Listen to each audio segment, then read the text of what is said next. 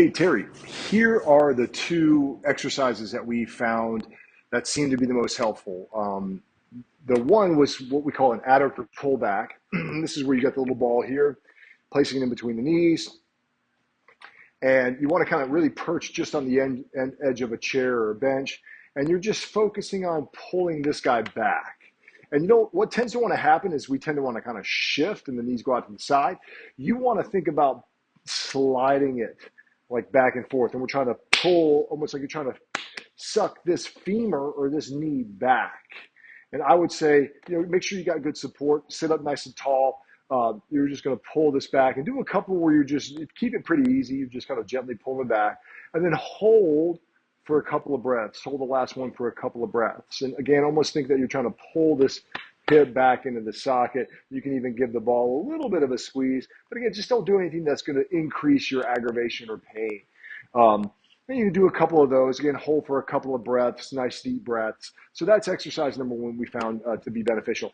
Now, the next exercise, let me just kind of cue it up over here, is going to be this ball breathing. Now, you don't necessarily need a ball for this.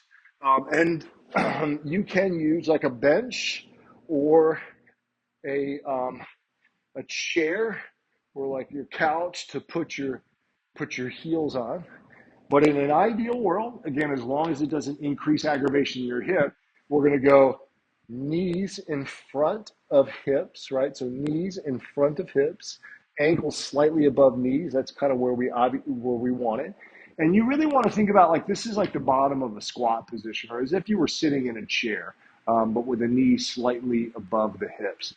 We're going to, from here, right, we're going to put a little bit of a tuck in the pelvis. Think about the back relatively, you're not trying to push the low back into the floor. You're just thinking about tail slightly tucked, back relatively flat. Think about the rib cage going gently down.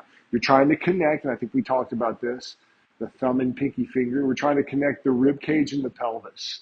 Then we're going to make a little C and reverse C, a little ring with our thumb and index finger. And then I want you just to focus on your breathing. Right now, all I want you to do is just see if you can cultivate a nice full inhale. And you want to feel that expansion into the thumb and index finger. Focus on the breath. Exhale all the air out of your lungs. And a lot of times what I like to do is imagine like I'm fogging up a window pane on the exhale. And then silent, slow, and smooth, nice full inhale through your nose. Again, exhale fully. Silent, slow, and smooth, nice full inhale in through the nose. And just, you're trying to, again, cultivate the experience of a nice full inhale. You want to feel that expansion in the lower abdomen and in pelvis upon inhalation. You want to feel that expansion all the way around. So what you can do is you can start to feel around for deficits, little in the area with your thumb and index finger. See if one side you can inflate really easily, maybe the other side you can't, and then just try to direct your attention and direct your breath into that area. Now, if you notice for me, like my neck arches a little bit, so and I forget if yours does too, you may, if it feels comfortable to do so, you may want to take like a pillow or even a book and place it underneath your head so your neck can lengthen. And same idea, just focus upon, again, maintain that alignment. This can help give you a little bit more bias towards, like if you notice, naturally my back wants to arch and my diaphragm wants to go this way, my ribs want to flare out, my diaphragm wants to go here, my pelvis wants to go here. So what I want to do is I want to make sure I'm putting myself in the best position so my diaphragm and my pelvic floor are parallel or aligned with each other, and I'm able to breathe into that space. So play around with that again. Nice deep breaths. I would start there. And if you want to, and if it feels good to do so, the other thing I would recommend is maybe even try, if, as long as it doesn't increase aggravation, lay on your belly. You're going to make a little cup with your hand. You're going to place your forehead in that cup, and just focus on your breath. Same thing here. Let your hips relax. And just let go. Let your body weight just sink into the floor. Silent, slow, and smooth. Nice full inhale in through the nose. Exhale all the air out of your lungs.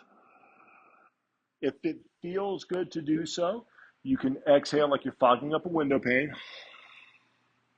If it doesn't, just relax and exhale naturally and normally.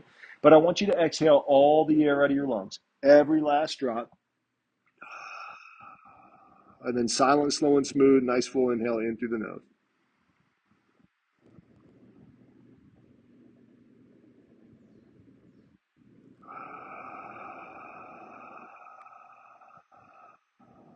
And you should feel that your back open up, your low back relax. But again, just use an increase in aggravation as your guide. Don't let that pain increase. Don't let the discomfort increase. If it does, then let's, for right now, I would just stop what you're doing. Nikki, when you get a chance to meet with her, she's probably going to dial this in even more so. I know she will, and make it a little bit more specific. But it's also going to set the foundation for everything we do in here as far as strengthening your body. All right, Terry, I hope you're doing well, and I'll see you soon. Aloha.